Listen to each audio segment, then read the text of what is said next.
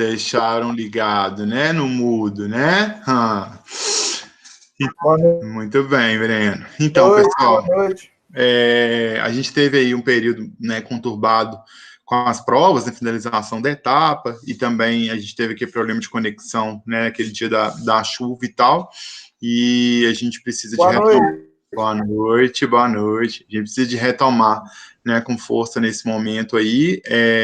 Na aula passada, quando eu estava conversando com o pessoal, a gente sabe que esse momento, né, de pandemia, ele mostrou que a nossa vida ela tem que se organizar, né, de uma outra forma, né, e essa organização ela faz com que a gente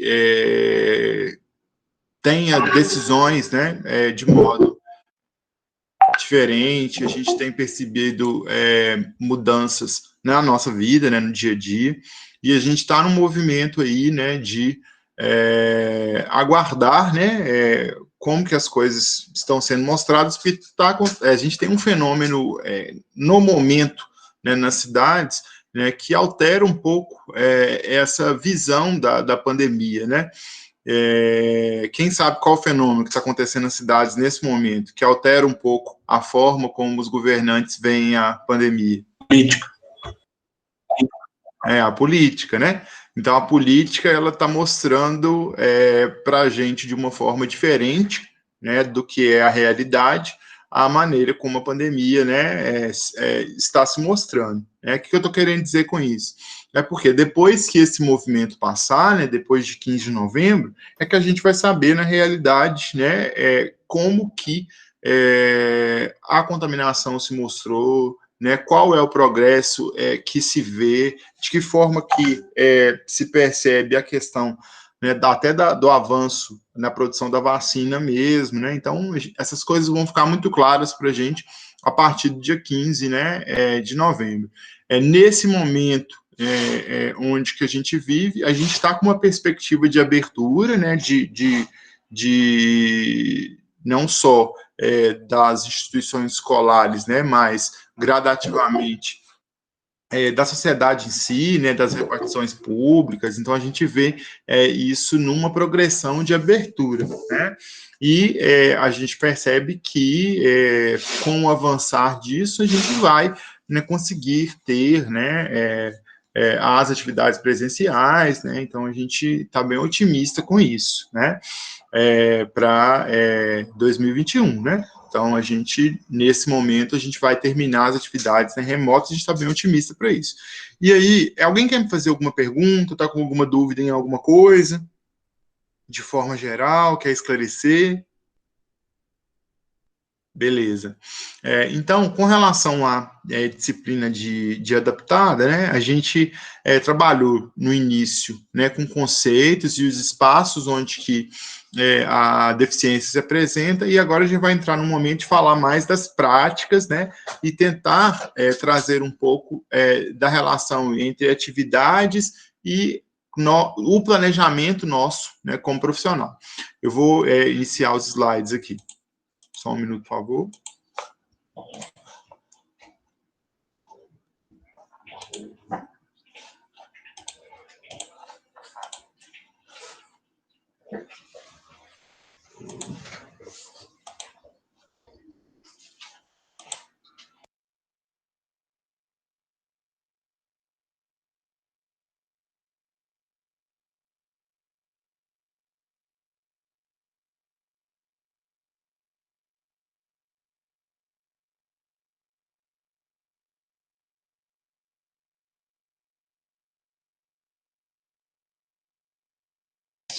Só um minuto, pessoal.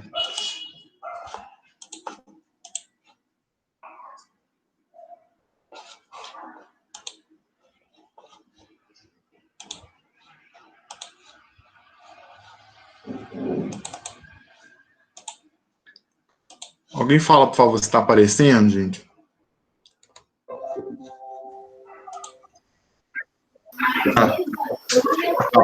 Agora tá. Beleza. Então, gente, o planejamento, quando a gente fala aqui, né, a palavra escolar, eu estou me referindo não só à escola, né? Estou me referindo à prática como um todo, né? Então, a importância do processo de inclusão para as pessoas com necessidades especiais. A gente já viu, né, que, né, o termo atividade adaptada, né, ele vem da adaptação, né, de atividades para que as pessoas possam realizar, né, da forma que a adaptação vai apresentar, né, e a gente viu que o termo correto, né, que a gente utiliza, né, a expressão correta é a expressão pessoas com necessidades especiais.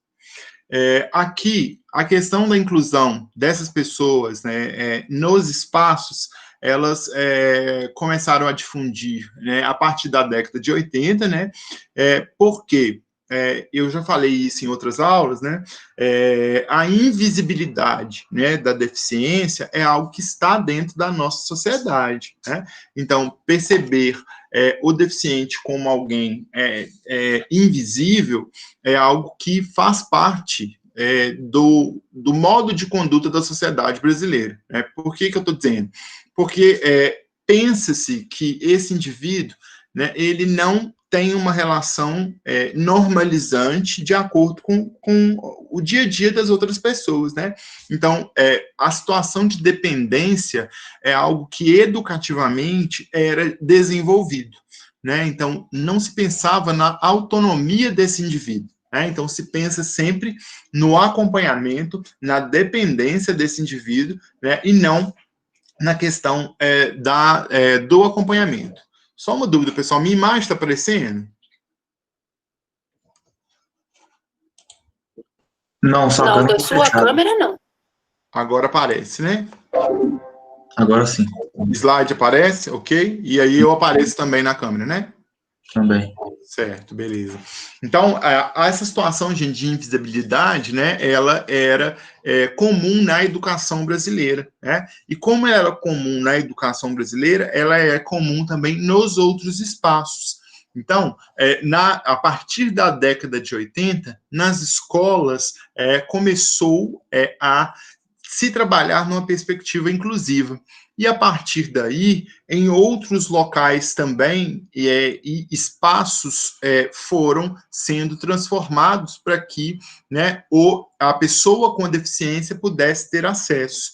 Então, a partir de 1980, começou-se a falar em atividade física para o deficiente, né? Existia um discurso muito, né, paradesportivo, né, que tá ligada a atividades esportivas que envolvem a deficiência, mas muito no sentido competitivo e não no sentido participação, né? Então, existia uma preocupação de trabalho com esporte envolvendo o deficiente, mas para que ele pudesse treinar e participar de jogos, né? E não numa perspectiva educativa. Né? Então, a partir de 1980, isso começou a ser desenvolvido, né, com salas de educação especial nas escolas, e depois essas salas de educação especial elas caíram por terra, né, e começou-se a pensar na perspectiva inclusiva.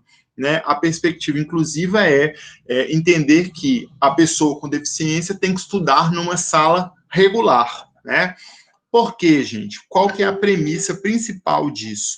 Tem que se estudar numa sala regular, porque no universo externo, o deficiente ele vai conviver com pessoas que não têm deficiência.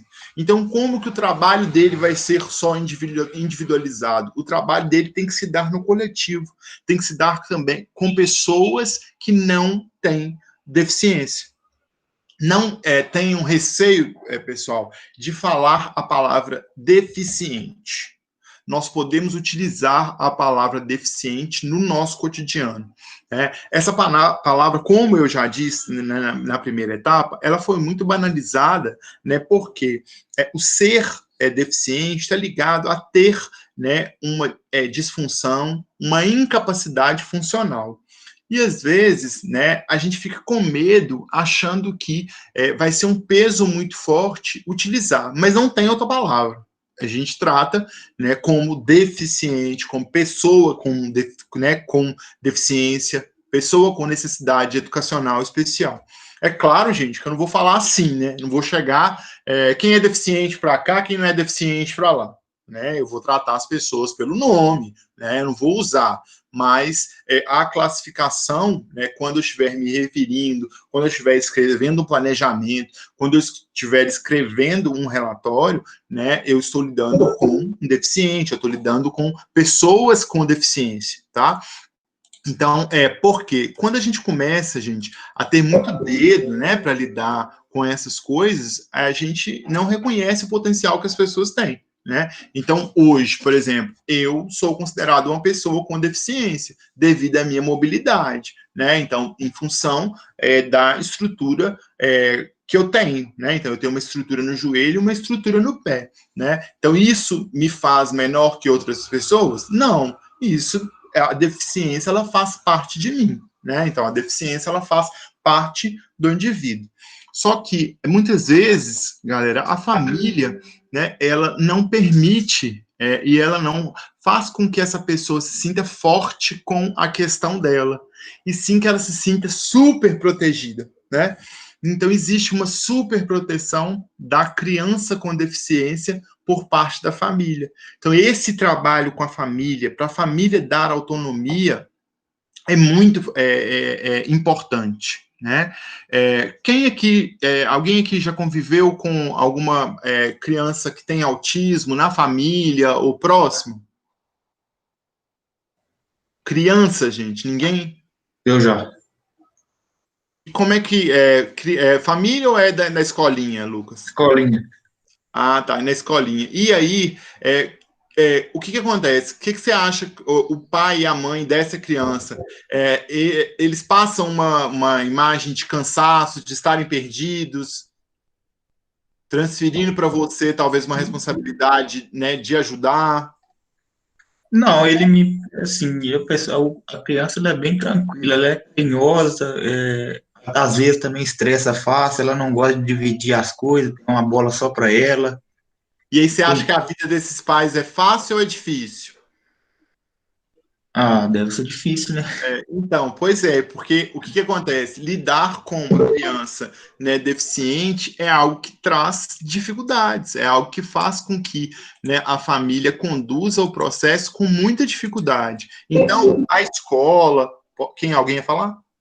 Então, Anderson, eu tenho um primo autista, ele deve ter uns 5 a 6 anos, só que eu não tenho muito contato com ele, não. Mas o pouco contato que eu tenho com ele, dá para perceber que ele é um menino muito agitado, e minha tia descobriu tem pouco tempo, acho que foi ano passado. Então, a vida da família, né, onde que há uma pessoa com deficiência, essa vida ela é transformada. E os outros espaços, gente, eles têm que ser redes de apoio, né? Eles têm que ser redes de apoio para que essa criança ela possa se desenvolver, esse aluno ele possa se desenvolver. Então, a relação que a família tem que ter com o espaço educacional, no caso, a escolinha de esportes, a academia, tem que ser pensando, né, no progresso desse indivíduo. Então, eu vou ter que ter reuniões com a escola onde que esse meu aluno está envolvido, eu vou ter que ter reuniões com a família, né, eu vou fazer registro do comportamento desse aluno, porque eu tenho que fazer com que os efeitos, né, que a deficiência traz para ele sejam minimizadas com as adaptações. Então, Lucas traz a questão de um aluno que tem, né, necessidade de afeto, né, que não gosta de dividir os materiais. Então, eu vou trabalhar esses elementos nos jogos. E não vou trabalhar com ele sozinho, eu vou trabalhar ele no grupo. Um outro ponto, gente, o grupo tem que envolver e tem que acreditar nas potencialidades dessa pessoa.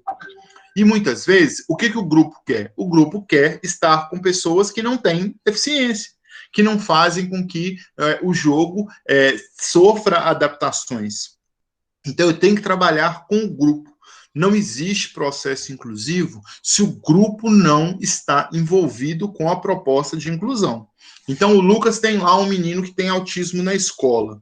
Outros pais podem olhar para aquela questão e pensar: ah, não, pelo amor de Deus, meu menino vai ficar atrasado. Ah, não, pelo amor de Deus, eu vou tirar meu menino dessa escolinha. Ué, ah, não, tem que passar a bola para ele toda hora, né? Então, pode ter um olhar negativo se eu não me preocupar em trabalhar isso na esfera da família e na esfera do grupo. A outra criança que está lá junto com esse menino que é autista tem que perceber esse menino com limitações e perceber ele como pessoa. E não como um boneco que está lá correndo para um lado para o outro. Porque treinador, gente, faz isso. Façam que o menino seja um mascote, né? E seja alguém que, às vezes, as pessoas vão rir dele. Eu tenho que encarar esse menino como alguém que foi lá para desenvolver as suas habilidades através do futebol. Ele vai ser um Pelé, né? Ele vai ser um jogador de futebol? Não, mas ele vai, através do futebol, talvez andar melhor. Através do futebol, ele pode desenvolver oralidade. Através do futebol, ele pode desenvolver senso de equilíbrio, né? E aí, o grupo ele tem que aceitar essa pessoa como alguém que precisa do futebol para se desenvolver. Porque se o grupo não aceita, né, o que vai acontecer? Esse menino vai parar de aula, esse menino vai criar trauma com a escolinha de futebol, e aí ele, né, vai criar trauma com a atividade física. Aí, o que vai acontecer com o quadro dele de vida? Ao invés de permitir desenvolvimento, você vai retrair. E isso acontece muito nas APAES, pessoal. Por que isso acontece muito nas APAES? Porque ele não está numa perspectiva inclusiva, ele está só com outras pessoas que têm deficiência. A partir do momento que essa criança convive com outras crianças que não têm deficiência, ela convive com pessoas que vão estar no dia a dia dela, né? Então é importante trabalhar o grupo, né? Então vamos pensar nisso. Eu vou ter um aluno cadeirante que vai começar a fazer aula na minha academia, né? Então, a academia ela tem que estar preparada para receber esse aluno. A academia ela tem que ser um lugar também educativo para respeito com relação à deficiência, né, com relação à utilização dos aparelhos, né? Os instrutores têm que estar preparados para, né, preparar o aparelho para esse aluno. Talvez esse aluno não vai conseguir, né, organizar o aparelho da forma. Samuel, então ele tem que fazer personal. A academia não pode indicar para ele que o trabalho com ele é só com personal. Ele tem direito a fazer atividade física naquele espaço, tá? Muito cuidado com isso também, tá, gente?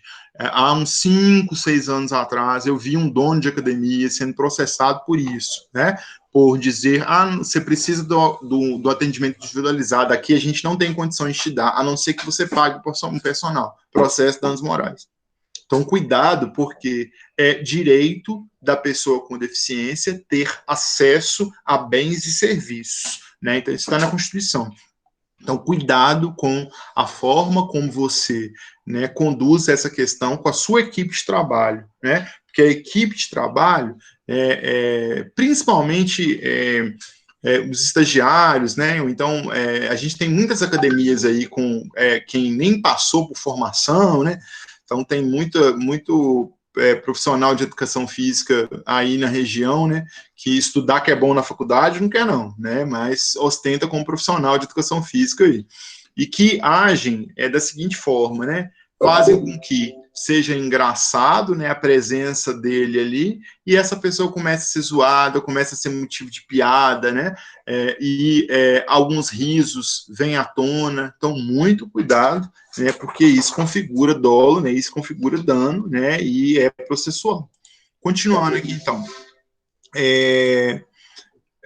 cumpre, só colocar de novo em cima aqui, cumpre ressaltar que a implementação de uma política inclusiva que almeja ser duradoura e efetiva deve incidir sobre as relações das pessoas. Então, gente, eu tenho que trabalhar uma noção de respeito entre as pessoas que estão envolvidas com a pessoa com deficiência. Então, vamos lá. Na minha escolinha de natação,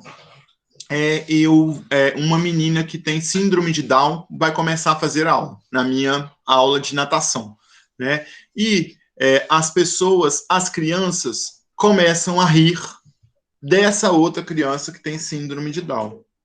Rindo entre elas. Dá um risinho entre elas, dá um risinho para cá. O que eu tenho que fazer?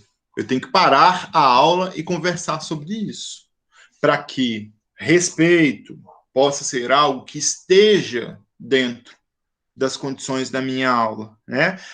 A expressão de respeito vai fazer com que a relação entre as pessoas ela possa ser mais efetiva. Então, isso é para qualquer coisa, gente, não é só para a presença da deficiência. Quando eu, com criança, com adolescente, com adulto, percebo um ato errado e não ajo como professor, e não ajo como profissional, eu estou empurrando a poeira para debaixo do tapete. E ao empurrar essa poeira para debaixo do tapete, eu faço com que, né, a noção das pessoas estarem em igualdade seja diminuída, pouco a pouco. Então, vamos supor, né, um aluno foi agressivo com outro na minha aula, né, eu não faço com que a discussão pare e converse, eu vou deixando a relação desequilibrada. Então, eu não posso fingir que nada aconteceu. E isso vai interferir na aceitação da presença do deficiente naquele espaço. Um exemplo disso, gente, alguém responde para mim, por favor. Vocês acham que vaga para deficiente funciona? Toda hora a vaga está lá para o deficiente ocupar? Tá, não tá? Tá, gente? Não. Então, a gente vê pessoas utilizando aquela vaga que não tem deficiência, né? A gente vê isso todo dia. Tem lá o espaço reservado para deficiência, né? Mas não, vou parar rapidinho, né? Por quê? As pessoas acham que não estão cometendo um desrespeito. E se existe aquela vaga para aquele indivíduo, não quer dizer que porque aquela vaga não está sendo ocupada naquele momento, eu posso parar o meu carro para fazer as minhas necessidades. Aquela vaga é para aquele segmento. Então, como que se mostra, né, que o respeito tem que acontecer? Com a fiscalização desse espaço. Então, a fiscalização não pode admitir de forma alguma. E a gente percebe, né, isso evoluindo a cada dia. Né? Então, se a polícia passar e ver, vai multar, porque não tem conversa. Eu tenho que ter respeito com aquele espaço, porque aquele espaço foi destinado legalmente para aquela pessoa.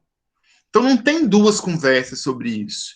E como que se aprende essa noção de respeito? Através da educação e através de quem está ensinando isso. Então, eu tenho que ensinar na escolinha, né, que é necessário ter respeito com os limites daquela pessoa. E também que essa outra criança, ela também tem limites. E ela pode aprender com essa outra criança. Só, gente, que isso não é simples. Vai ter dia que vai dar certo, vai ter dia que não vai dar certo. Então, eu tenho que sempre parar e conversar. Parar e trabalhar temas. Né? Eu tenho que mostrar para as crianças que esse aluno também tem potencialidades. Um erro que às vezes a gente comete. Veio um menino autista para minha aula. Aí o pessoal, eu preciso de conversar com todo mundo, né? Depois, quando ele não tiver. Aí quando ele não tiver, eu pego e falo, gente, vocês têm que ter mais paciência com o Bruninho. Não, gente, vocês têm que me ajudar, que Bruninho precisa, né? Não, a gente tem que ajudar o Bruninho. Né? Então, eu tenho que tomar cuidado porque os alunos eles vão falar para mim o que eu quero escutar ali e depois eles podem descer o couro no Bruninho, fora de mim, né? Longe da minha presença como profissional. Então, eu tenho que trabalhar o Bruninho dentro do grupo e fazer com que o grupo aceite o Bruninho, pouco a pouco, conversando com os pais, né? Envolvendo a minha proposta dentro da realidade de vida deles. Porque o Bruninho, ele está indo para o futebol, gente, para desenvolver as habilidades, e o Bruninho também está indo para ter amigos. Então, o Bruninho, ele está indo para ser incluído também. Então, eu tenho que me preocupar com as relações que as pessoas têm com o deficiente. Porque quando eu trabalho as relações e faço com que haja aproximação, eu consigo fazer com que a criança com deficiência, o adulto, o idoso, se desenvolva e tenha menos dependência e tenha mais autonomia e consiga levar, né, a vida em sociedade. Continuando, vale destacar que no Brasil existem inúmeras leis referentes às garantias dos direitos dos portadores de necessidades especiais, tais como Constituição Federal de 88, a Lei de Diretrizes e Bases da Educação Nacional, né? A LDB é específica para a educação especial, o Estatuto da Criança e do Adolescente, o Programa de Complementação aos Atendimentos Educacionais Especializados às Pessoas Portadoras de Deficiência, o Plano Nacional de Educação, entre outros. Uma coisa, gente, que eu tenho que observar, e às vezes pode ser um dado que vocês não têm conhecimento, que o índice de pessoas com deficiência que sofrem violência é muito grande no Brasil, né? Então, essa violência, ela vem da família, essa violência, ela vem da escola, essa violência, ela vem do dia a dia. E é uma violência, gente, que ela não é só física, ela é psicológica também. Se nós ouvimos de pessoas que nós não vamos conseguir fazer algo, imagina quantas vezes a criança com deficiência escutou isso. Quantas vezes o adulto com deficiência escutou isso a vida toda. Então, são pessoas que estão sujeitas, né, à violência durante toda a vida. Quando eu falo violência, eu não estou só falando de violência física, eu estou falando de violência psicológica, eu estou falando de tirar os sonhos dessa pessoa, porque essa pessoa ela vai ser sempre dependente. E isso é um equívoco. Nós temos que contribuir para que essa pessoa seja cada vez menos independente e para que elas tenham vivências que nunca se pensou que elas teriam. Um exemplo disso, gente, a gente tem nos parques ecológicos, né, trilhas específicas para determinadas deficiências, né? O Parque de Ibitipoca, por exemplo, né, tem uma trilha sensória para deficientes visuais, tem uma trilha somente para deficientes físicos, que é uma trilha que é acessível. Tem uma, durante as trilhas, tem as instruções em libras também, né, das palavras, para mostrar para a sinalização, né, para o deficiente auditivo. Então, eu tenho que pensar que é possível, né, desenvolver atividades que talvez eu pensaria que essa pessoa não conseguiria fazer, né, dando continuidade. A inclusão é o acesso e, consequentemente, a permanência de alunos em escolas com professores preparados e especializados, e não apenas com o número de matrículas ou com mais um aluno na sala de aula do ensino regular. Deixa eu explicar outra coisa para vocês. Legalmente, na rede pública de ensino e na rede privada, né, as crianças que têm transtorno do espectro autista, né, e as crianças que têm deficiência auditiva, elas têm direito ao acompanhamento de mais uma pessoa dentro de sala, tá? Então, se o meu filho, se o meu primo, alguém que eu conheço, tem o laudo, o diagnóstico, né, que envolve a deficiência intelectual, o transtorno do espectro autista, ele tem direito a ter alguém acompanhando ele naquele espaço educativo. E isso vale também, gente, para os outros espaços, né? Porque se eu tenho um aluno na minha escolinha de esportes, eu tenho que pensar em um estagiário para conseguir acompanhar as aulas junto comigo. Porque é muito difícil eu pensar que eu, como professor, vou conseguir lidar com as limitações daquela criança e perder o controle de todo o resto da turma. Então, já falando isso aí, Lucas, você que tem a presença de outro aluno, sempre vai ser muito difícil para você ter esse aluno em sala, né, ter esse aluno no campo, sozinho como professor. Porque esse aluno, ele depende de mais apoio. Então, não se sinta incapaz se você não conseguir dar o apoio todos os dias. Porque, pedagogicamente, esse aluno precisa de um apoio. Porque vai ter momentos, lá do futebol, que esse aluno, ele vai querer ir para longe, bem longe, bem longe, e vai sair andando, e você não vai poder largar as outras crianças, porque as outras crianças também dependem de você ali. Então, e às vezes eu não vou ter apoio de estagiários.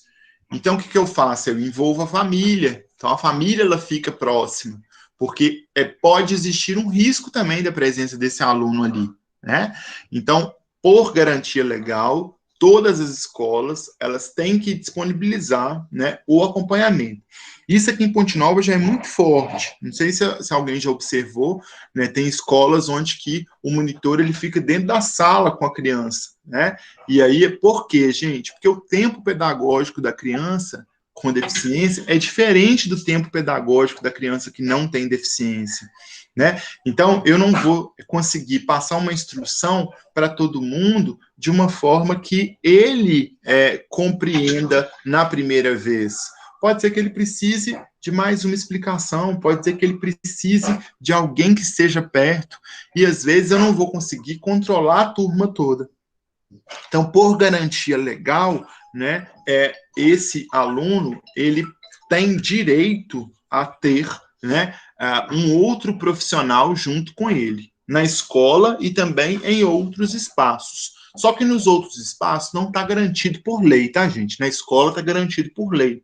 Nos outros espaços, você vai buscar o apoio da família, né, o apoio de estagiários, para que você possa ter, né, o desenvolvimento desse aluno melhor. Eu já falei com vocês que eu tinha uma aluna, né, que tinha síndrome de Down, a Patrícia, que fazia natação comigo. A partir do desenvolvimento que a Patrícia tinha, eu consegui muito mais alunos, né? Então, o aluno com deficiência, gente, ele promove interações sociais gigantescas, né? Porque promove o meu desenvolvimento profissional também, né? Então, a minha ampliação, né, de rede é muito bacana quando as pessoas veem progresso na criança em si. Por exemplo, Lucas tem lá uma criança, desculpa, tá, Lucas, você usando seu exemplo da hora porque você falou. Lucas tem lá uma criança que tem, né, autismo. Aí o que o Lucas pensa? Não, essa criança vai, né, ser o destaque do meu time. Vou colocar essa criança de blusa diferente. Essa criança vai dar o primeiro passo da bola, do jogo. Para. Essa criança ela tá buscando protagonismo também. Essa criança não está buscando ser centro, ser artista, não. Então, eu tenho que permitir que ela consiga jogar futebol do jeito dela e que o futebol possa trazer mudanças para a vida dela. Essa criança ela não vai ser o meu mascote do time. Essa criança vai ser mais uma pessoa do meu time. É claro, é óbvio que essa criança não vai conseguir competir como as outras, mas essa criança ela vai conseguir jogar do jeito dela. Ela não vai conseguir competir com os mesmos parâmetros, né? Mas ela vai conseguir se mostrar do jeito dela, né? Exemplo, e uma recordação assim da minha vida, né? Eu tive um colega desde a quinta série que ele é de talidomida, né? Os braços são curtinhos e ele só tinha 3 dedos, né? Então ele só tinha 3 dedos em cada mão, né? E ele foi no interclasse da minha escola, o time dele foi campeão com ele sendo goleiro. Então, só que isso não seria possível se o professor não permitisse que ele se envolvesse, que ele participasse, né? Ele carregou o apelido de Paulinho Mãozinha para a vida toda, né? Mas a relação que ele teve com o esporte foi positiva, porque o professor o encorajava, né? Então, você imagina, gente, um professor encorajar um aluno que tem 3 dedos numa mão, os braços curtinhos, a ser goleiro. Então, tudo depende da forma como o professor desenvolve, né, a ação para despertar nele vontade pela atividade. O Paulinho, por exemplo, né, ele ficava mais tempo treinando, então ele ficava mais tempo, ele tinha uma bola, ele fazia atividades em casa, então ele se envolvia com aquilo, né, porque pro Paulinho ser goleiro e ser campeão era algo surreal. Então ele se dedicou a partir do momento que teve um professor que acreditou nele, né, no potencial dele, né? Então, para vocês terem ideia, gente, hoje, né, esse menino, né, esse Paulinho, ele mora nos Estados Unidos, né? Então ele fala mais de uma língua, ele trabalha lá, não sei qual a função, né, mas ele mora lá, né, que vai ter um encontro de ex-alunos agora, ele mora lá. Mas aí você pensa bem, gente, um menino que só tem 3 dedos em cada mão e que tem os braços curtos, a gente ia pensar que ele ia conseguir falar inglês e morar em outro país sem a família, né? Então, olha como que a história educacional faz muita diferença. Aí ele formou em agronomia. Como que a história educacional faz muita diferença, né? Muitas vezes, as instituições de ensino não estão preparadas e nem estruturadas para receber a nova demanda, uma vez que ainda hoje ocorre a exclusão de professores e gestores mal preparados, né, ambientes, né, que apresentam obstáculos arquitetônicos, falta ou ausência de materiais pedagógicos, né, entre outros. Então, a gente vê os espaços não sendo acessíveis, né, para a presença desse aluno, para a presença dessa pessoa. O espaço, ele tem que ser acessível. E eu posso transformar o espaço para que essa acessibilidade apresente. Isso aqui também, gente, é garantia legal. Então, se eu chegar em repartições públicas, tá? Se eu chegar em repartições públicas e não houver, né, o ambiente que é inclusivo, né, sinalizado, né, isso também é processual. Nos espaços, né, privados, o órgão que fiscaliza isso, também nos espaços públicos, né, a acessibilidade, né, ela é expedida através de laudos, né? Então, e é o que a gente chama de alvará, né? Então, o corpo de bombeiros, né, ou o setor específico daquele município expede o alvará de funcionamento. E a acessibilidade, ela é um dos componentes desse alvará de funcionamento. Em cidades pequenas, gente, as pessoas fecham muitos olhos para isso. Mas em cidades maiores, né, não tem alvará de funcionamento se a acessibilidade não acontecer. Né? Então, eu tenho que começar a pensar, porque vocês futuramente vão ser proprietários de espaços, né? Vocês vão ter espaços onde tem que ser acessíveis, né? Então, pense em possibilidades, né, de adequar aquele espaço para a abertura, para a presença desses alunos, né? Porque a partir daí eu vou estar cumprindo as prerrogativas legais, porque do nada, né, pode sair determinação de que só vai haver liberação de alvará se o espaço for acessível. Então, comecem a se atentar para isso, porque é possível fazer alterações simples no espaço para que a presença se torne possível, né? Então, uma coisa que acontece muito, gente, que é possível, às vezes a escada não é possível fazer elevador, né? Existem aparelhos, né, que fazem com que o deficiente, essa subida dessa escada, né, possa acontecer de modo acoplado, né? Então, o espaço vai mostrar qual necessidade pode ser desenvolvida, tá? Então, cada espaço vai mostrar. O que eu não posso fazer é cruzar os braços e não me mover em direção a isso. É necessário, acima de tudo, a conscientização da mudança cultural das pessoas, historicamente acostumadas ao individualismo, ao racismo e ao preconceito. Então, olha só, aqui a gente tem uma criança, né, e esse movimento, gente, eu não posso fingir que nada está acontecendo. E também, gente, pense na academia dessa forma também. Não deixe que isso aconteça no seu espaço. Então, é necessário desenvolver intervenções, sim. É necessário, né, fazer com que o respeito seja algo que circule do seu ambiente. Porque a possibilidade de eu ganhar muito mais alunos, galera, com isso, é muito maior do que se eu desenvolver uma postura de aceitação ou uma postura excludente. Superar essas barreiras é necessário. Nessa perspectiva, a escola deve valorizar as capacidades e habilidades dos alunos com ou sem deficiência e garantir, né, a permanência de todos naquele espaço. Aconteceu um fato comigo muito forte também, na natação ainda, né? O que acontece? Existe vários estudos científicos, né, que mostram que as crianças com paralisia cerebral, né, em atividades aquáticas, elas desenvolvem mobilidades, né, que elas não desenvolveriam no ambiente fora da água, né? Então, a paralisia cerebral, né, ela se relaciona com restrição de movimentos, né? Então, a gente tem paralisias que vão levar, né, individualidades específicas, né? Tipo, eu vou ter crianças que vão ter um grau de paralisia e não vão mover determinada estrutura. Outros vão ter fluência de movimento, mas movimento limitado. Então, depende muito do grau de que essa paralisia afetou o desenvolvimento corporal, né? E a natação, ela é fantástica para, né, a criança, para o indivíduo com paralisia, né? Porque os avanços do trabalho na água interferem na mobilidade externa. E aí, a minha experiência foi a seguinte: a mãe levou, né, a aluna para fazer, né, e a mãe ficou do lado de fora, né, e o estagiário, né, estava com ela, né, e aí eu estava fora da piscina, e ela estava com vontade no banheiro, e ela ficou muito irritada, porque estava com vontade no banheiro, e não, ela não fala, e ela não conseguia, né, expressar que estava com vontade no banheiro, e naquele momento a mãe não estava próxima para mostrar, né, que ela estava com vontade no banheiro.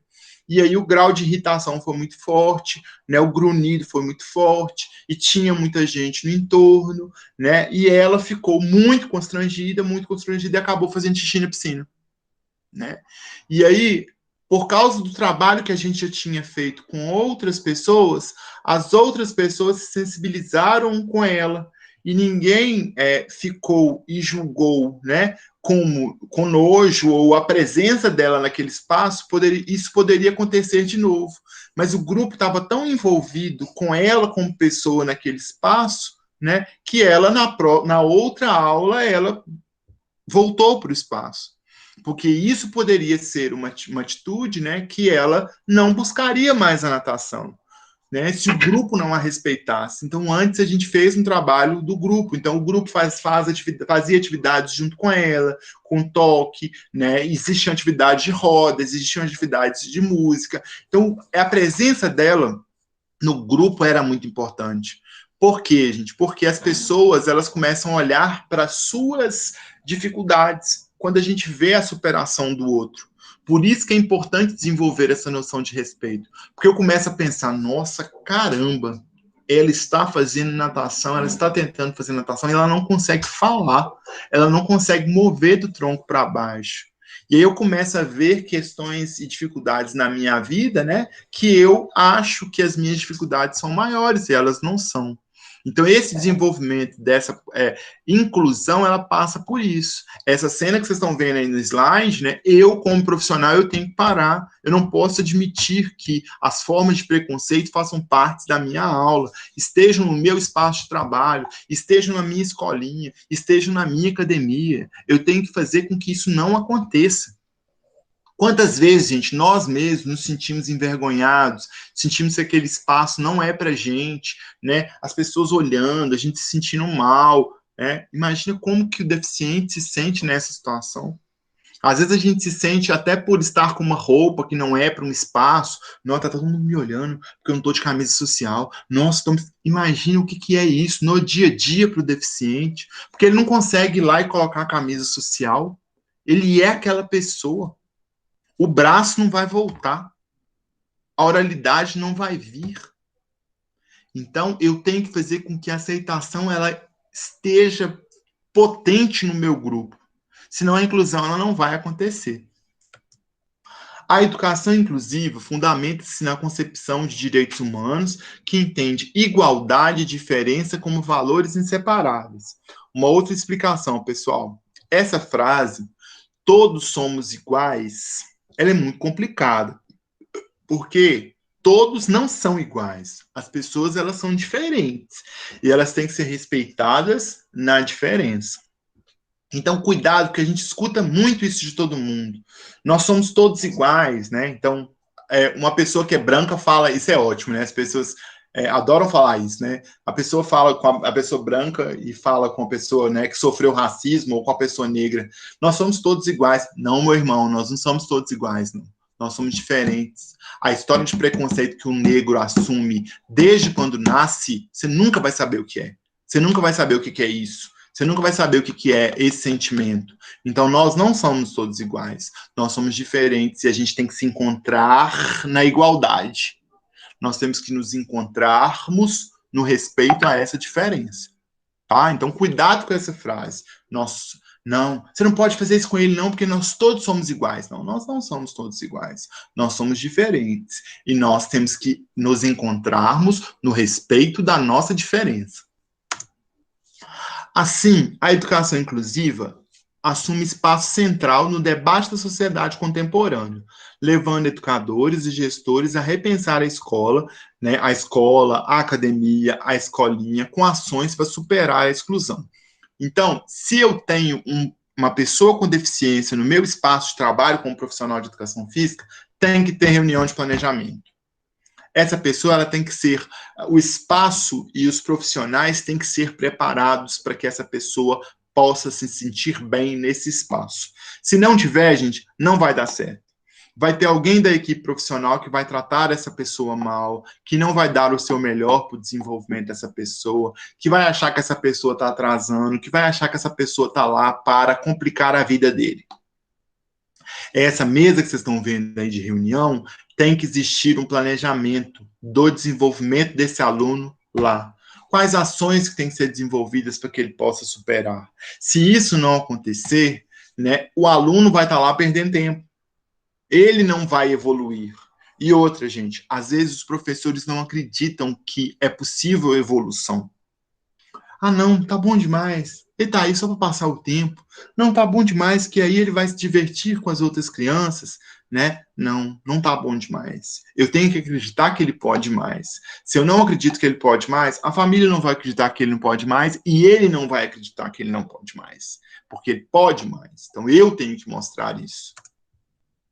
Cumpre destacar que, por muito tempo, manteve-se a ideia de educação especial era definida e organizada de forma paralela, ou seja, existia comum e existia especial, né? Existiam salas inclusivas, hoje em dia não existe mais. Entretanto, diversos estudos e legislação têm alterado tais entendimentos e passaram a indicar a necessidade e importância dos alunos com necessidades educacionais especiais frequentarem classes regulares de ensino, com o intuito de promover a inclusão e a integração de todos os alunos, com meio de combater a discriminação, intolerância, exclusão, racismo, ou seja, a escola deve garantir condições de acomodar todas as crianças, independente das diferenças físicas, intelectuais, sociais e emocionais. Então, em espaços educativos, como eu falei, a garantia legal, né, faz com que o aluno ele esteja nesse espaço e os outros espaços, a garantia legal, ela passa pela acessibilidade, né? Não acontece com uma escola, né? Mas eu ganho pontos e ganho destaque a partir do momento que eu torno isso possível. O paradigma da inclusão é dever de todos envolvidos com a educação, todos são agentes, todos passam pelo processo, né, de permitir transformações. Ao analisar a relação entre o gestor, aí está escolar, gente, mas é o gestor de um modo geral, educação e planejamento, esse autor, o Sage, aponta que estes são fundamentais no processo de aproximação com a liderança e planejamento. Ele que lidera e mantém a estabilidade do sistema educacional. Então, se o dono da academia não acredita que o espaço dele deve ser ocupado por deficiente, não vai funcionar. Se o diretor lá do clube, que eu estou na escolinha, se ele não acredita que o deficiente deve estar ali, não vai funcionar. Então, tem que ser uma proposta de gestão.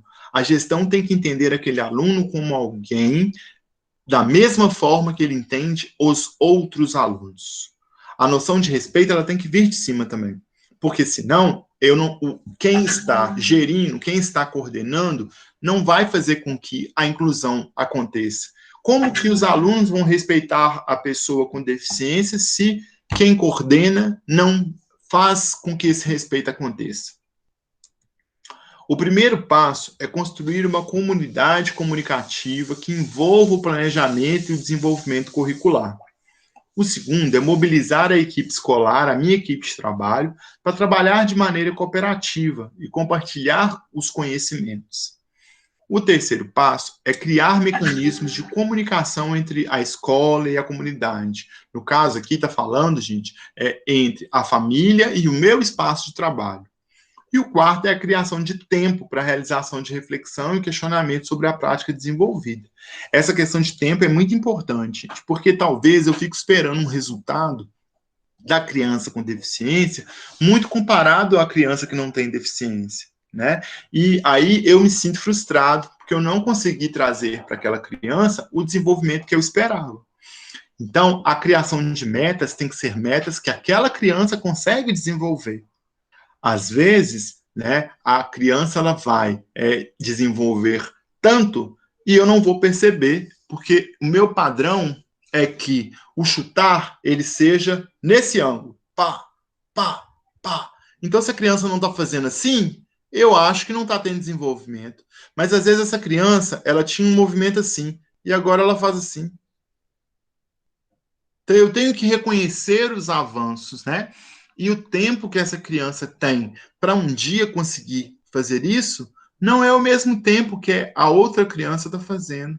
Então, eu tenho que escalonar as minhas expectativas de acordo com as potencialidades desse meu aluno. Não há possibilidade de realizar a inclusão na escola, no clube, na academia, se não tiver medidas técnicas e pedagógicas. Técnicas, gente, elas estão ligadas, né, à forma como o espaço vai se apresentar, a forma como a infraestrutura vai apresentar, e a forma como esse aluno ele vai ser tratado naquele espaço. E pedagógica está ligada aos processos, né? Eu não posso montar a mesma ficha para um aluno que tem deficiência e um aluno que não tem, né? Então, esse aluno que tem deficiência, ele vai ter que ter um acompanhamento onde que eu desenvolvo uma ficha voltada para ele. Da mesma forma que esse outro aluno, que não tem deficiência, merece um planejamento para ele. Então, a noção de individualidade, ela vai me mostrar quais as ações pedagógicas que eu tenho que desenvolver para esse aluno ele possa ser incluído na minha aula, né? A educação, bem como a inclusão, só será de fato alcançada com presteza e eficiência quando possibilitar aos alunos e todos os envolvidos no processo a capacidade de reflexão e crítica, com vistas a garantir a autonomia e a independência. A educação não transforma o mundo, a educação muda as pessoas, e pessoas mudam o mundo. Então, a educação, gente, ela está em qualquer lugar. Então, ela está na escola, ela está no clube, ela está na academia. Para que eu gere a noção de inclusão, né, o grupo ele tem que aceitar a presença dessa outra pessoa. E eu, professor, é que vou fazer isso. Para que a educação inclusiva de fato ocorra, é necessário que as práticas cotidianas, né, as práticas do dia a dia da escola, sejam revistas e aperfeiçoadas, sendo criado um clima organizacional que possibilite a aquisição de conhecimento e cultura para os envolvidos, além de possibilitar o desenvolvimento de valores, conhecimento técnico, ético, político, sociais, e estimular a autonomia e liberdade. O que eu faço, gente, com o meu grupo, por exemplo? Né, eu posso, lá na minha escolinha de esporte, né, eu vou no YouTube e monto um vídeo só com crianças com deficiência fazendo esporte. E aí eu passo esse vídeo rápido na minha aula e faço os alunos todos verem. Aí eu mostro que é possível praticar. Ah, Samuel, vai ficar muito difícil fazer vídeo. Imprime fotos e mostra as fotos. Onde que a pessoa com deficiência ela está trabalhando, a pessoa com deficiência ela tem casa própria, a pessoa com deficiência em atividade de lazer, fazendo uma trilha no meio ambiente. Aí eu mostro para as pessoas que isso é possível. Aí eu desconstruo e elas passam a ter aceitação. Então, isso é muito importante, gente, porque isso dá visibilidade. Isso dá visibilidade. E eu dando visibilidade, as pessoas elas vão recuar no preconceito e vão se abrir. Se abrir para a possibilidade de se envolver com as pessoas com deficiência. Aqui, né, a sociedade inclusiva, né, ela só vai acontecer se essa perspectiva de todos juntos realmente funcionar, né, porque não é possível a inclusão acontecer se não tiver, né, envolvimento da estrutura toda, né, como um todo, né. Então, o que tem que ficar para a gente hoje? Do que a gente percebeu, né? Que a ação docente ela vai permitir que a inclusão aconteça, né? Ou não no espaço, né? Quando eu falo ação docente, gente, eu não estou falando só da escola. Eu estou falando da escola, eu estou falando da academia, eu estou falando da escolinha, eu estou falando da recreação, estou falando em todos os lugares. Exemplo, lá no projeto de idosos que eu dou aula, nesse meu projeto de idosos, se aparecer uma idosa com síndrome de Down, eu tenho que estar preparado para que o grupo aceite essa idosa com síndrome de Down. Porque essa idosa com síndrome de Down, ela vai se desenvolver muito melhor ali naquele espaço. Então, gente, vamos supor que a atividade lá é um alongamento onde que eu vou, né, ter que entrelaçar as mãos, né? Esse entrelaçamento das mãos. Às vezes, a idosa que tem deficiência, ela não sabe fazer esse movimento. Não tem problema, não, ela vai fazer do jeito dela. Então, ela vai fazer da forma que a leitura para ela naquele momento é importante. E a partir daquela leitura para ela é que eu vou produzir desenvolvimento. E eu vou gerar atividades em grupo, eu vou fazer que as pessoas deem as mãos, eu vou fazer que as pessoas andem de mãos dadas para frente, andem de mãos dadas para trás, com ela no grupo. Se vocês rodarem os grupos de idosos, vocês dificilmente vão ver uma pessoa com deficiência naquele grupo. É porque não tem alguém com deficiência idoso? Não, muito pelo contrário. É porque a docência e o espaço não aceitam aquela pessoa ali. E a gente tem que gerar transformação. Eu tenho que buscar ter essas pessoas na minha aula. Por quê, gente? Porque as outras pessoas têm possibilidade de se envolver com alguém, né, que vai as encorajar para a vida. Quando eu vejo a superação do outro, eu reflito sobre as minhas dificuldades. E aí eu reflito sobre a forma como eu lido com o meu dia a dia. Às vezes, gente, o contato com a pessoa com deficiência pode reduzir o nível de depressão das outras idosas. O contato com a pessoa com deficiência pode fazer com que as idosas entendam a vida de uma outra forma. A partir do momento onde que o gestor perceba que o deficiente tem que estar lá. E a prefeitura, gente, ela tem um mapeamento das pessoas com deficiência no município. Alguém sabe me explicar por que a prefeitura tem? Por quê, gente? Se ninguém falar, eu vou escolher e vou valer 50 pontos. De outra matéria também. Por que, gente, que a prefeitura sabe quem é deficiente ou não? Porque eles têm um controle? Eles têm um controle pelo quê? O controle é o seguinte: as pessoas que têm deficiência, gente, elas têm direito, né, a um benefício, né? E esse benefício, ele se chama LOAS. A prefeitura, o governo, ele tem, né, a relação de quem recebe esse benefício. E, além disso, existe, através, né, do cartão de vacinação, a descrição com deficiência ou não. Então, a prefeitura, os gestores públicos, têm um levantamento de quem é. Só que quem está coordenando os projetos não vê que essa pessoa pode participar.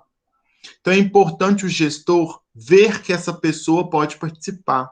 Porque quando ele vê que ela pode participar, ele envolve essa pessoa na atividade. Então, eu sei que na casa tal há uma criança que tem deficiência visual, eu sei que naquela casa tem um idoso que recebe o benefício do LOAS, aí eu começo a ver essas pessoas podendo transitar nas ações.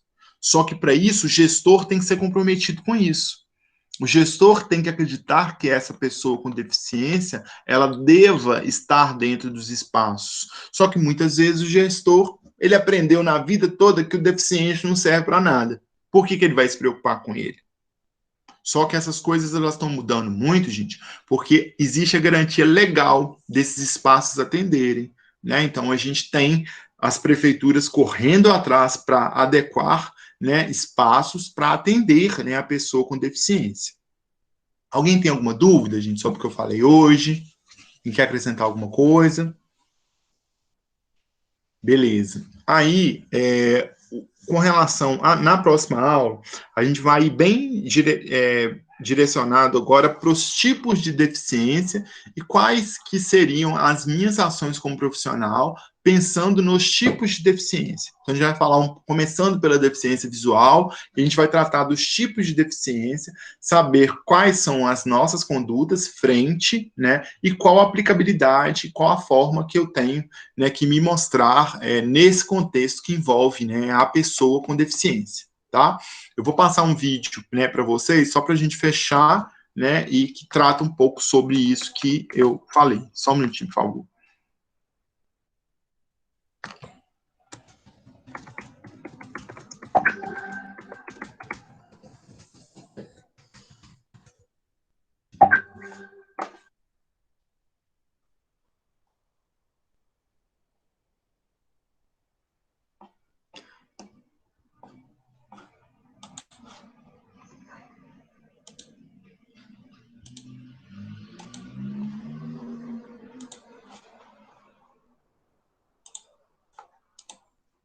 Tá aparecendo o vídeo aí, gente? Está. Então, aqui, um exemplo que envolve, né, a deficiência. Vou mostrar só uma parte. A deficiência visual, tá?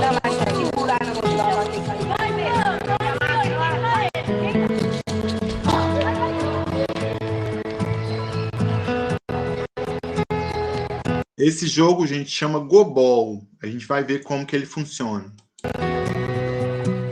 Para ganhar ânimo, sociabilizar, superar limites, aumentar a autoestima. Estes são apenas alguns benefícios que a atividade física proporciona a qualquer ser humano. E para quem possui uma limitação, a adaptação de algumas atividades possibilita descobrir um novo mundo e desenvolver autonomia e superação.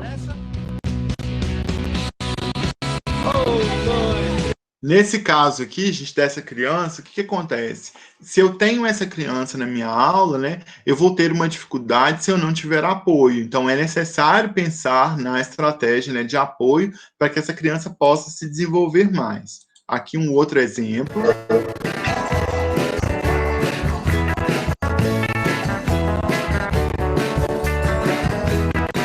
Vou passar sem áudio vai ser mais fácil.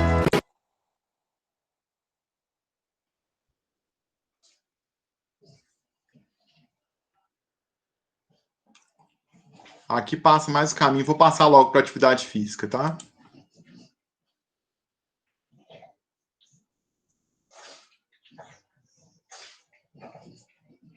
Aqui vocês observam que não é uma realidade inclusiva, né? É uma realidade onde todos têm deficiência. Então, é uma turma onde todos têm, né, deficiência.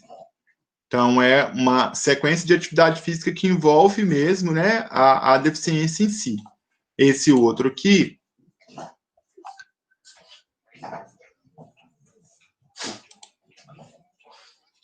ele também é a mesma estratégia dentro desse projeto, né? Só que o quadro todo que envolve aqui é de deficiência intelectual, né? Então, aqui, por que eu mostrei essas cenas, gente? Porque é importante trazer para as pessoas que não têm deficiência, né, a redução do estranhamento. Então, eu tenho que começar a ver a pessoa com deficiência, né, nos espaços, porque tem muita gente que nunca viu, que nunca teve contato. Então, quebrar com estranhamento é mostrando isso. Né? Exemplo, na minha academia eu posso ter imagens que mostram a superação através da deficiência. O meu espaço ele pode ser inclusivo, né? Depende da forma como eu vou organizar essa abertura, né? Pessoal, então a gente vai finalizar, né? E na aula que vem a gente vai entrar nos tipos de deficiência e como que o planejamento ele vai se dar para esses tipos de deficiência. Tá bom? Beleza? Boa noite, então. Obrigado. E a gente se vê na próxima aula, tá? Qualquer necessidade é só me contactar. Boa noite. Boa noite, valeu.